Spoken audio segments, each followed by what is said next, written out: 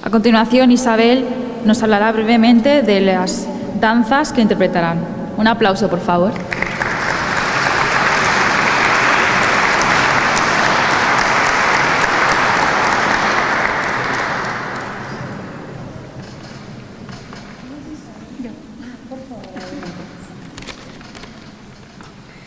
Molt bona vesprada a tots.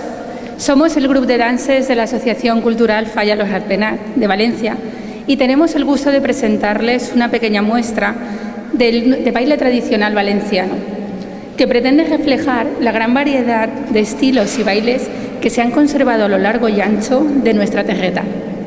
En primer lugar, bailaremos una jota, una tipología de baile muy popular en toda España desde el siglo XVIII, de ritmo vivo y estructura sencilla, que en nuestra zona ha sabido conservar su sabor más fresco y natural.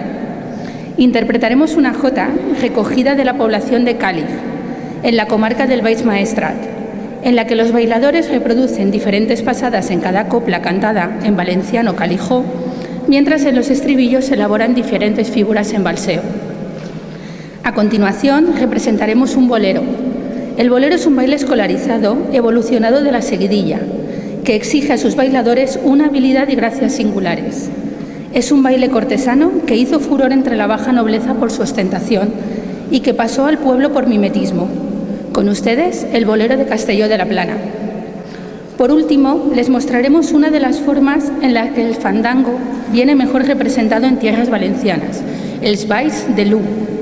Estos, más melódicos y dulces que otros bailes como la jota, son también, por regla general, una derivación popular de los bailes de escuela del siglo XVIII y reciben también diferentes nombres según tipologías y ámbitos geográficos: malagueña, safanoria, marinería, entre otros. Les interpretaremos L'U de Hielo de Malferit, de la comarca valenciana de la Vall d'Albaida. Esperemos que les guste. Gracias.